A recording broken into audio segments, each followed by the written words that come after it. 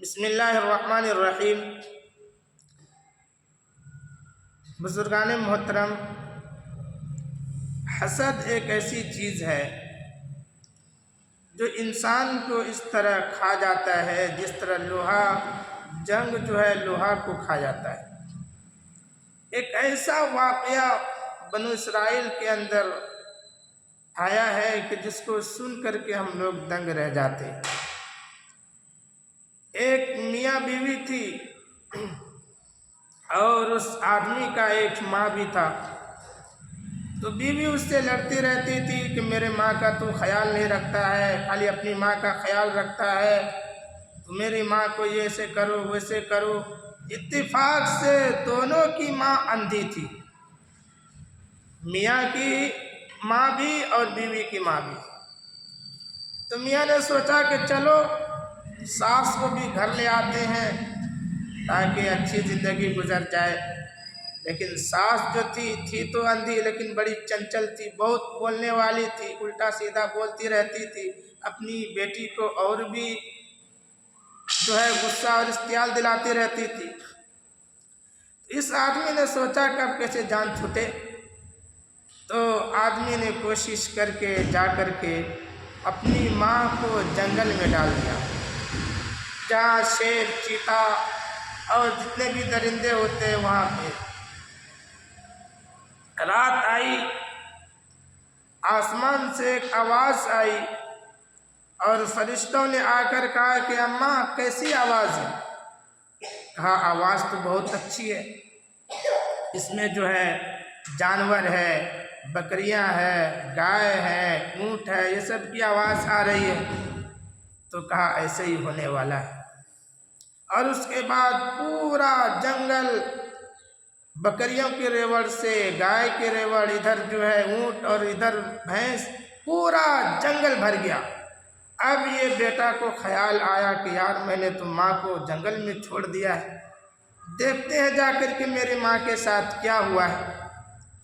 تو جب گیا جنگل میں تو دیکھا پورا جنگل جو ہے جانوروں سے بھرا ہوا ہے، اور میری ماں بالکل محفوظ ہے۔ تو اس کو گود میں لایا، اٹھا کر کے عزت کے ساتھ، احترام کے ساتھ، جتنا جو ہے دولت تھا، بکری یہ وہ سب اپنا گھر لے آیا۔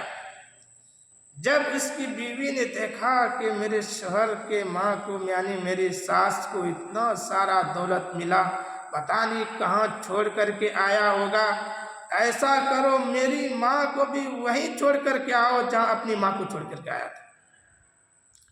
اب مجبوراً بیچارہ کیا کرتا، اپنی ساس کو اٹھایا کندھے پہ اور جہاں ماں کو چھوڑ کر کے آیا تھا وہیں چھوڑ کر کے آ گیا۔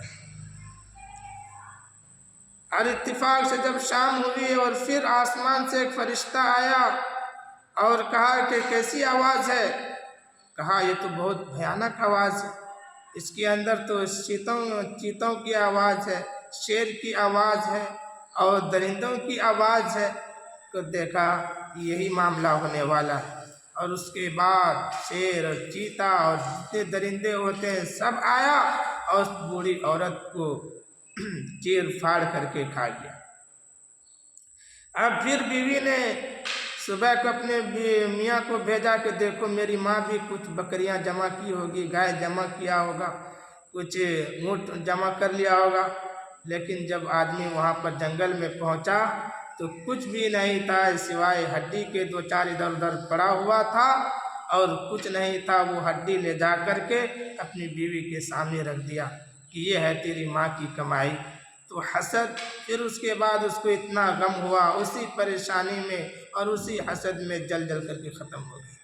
تو انسان کو حسد ایسے کھا جاتا ہے جیسے جنگ لوہا کو کھا جاتا ہے۔ تو انسان کو حسد نہیں کرنا چاہیے، کسی سے جلنا نہیں چاہیے۔ اللہ رب العزت جس کو دیتا ہے اپنی رحمت سے دیتا ہے۔ اللہ سے مانگیے، اللہ سے کے سامنے گڑ گڑائیے، اللہ کے خزانے بہت ہے، اللہ کے خزانے میں کوئی کمی نہیں آئے گی۔ پوری دنیا کے لوگ اگر مانگنے لگ جائے تو بھی اللہ کے خزانے میں کمی نہیں آئے گی۔ حسد مت کیجیے۔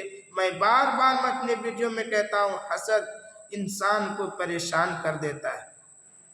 اور انسان سکون کی زندگی نہیں گزار سکتا. اس لیے حسد سے بچیے. اللہ پاک سے دعا ہے کہ ہم سب کو حسد سے حفاظت فرمائے.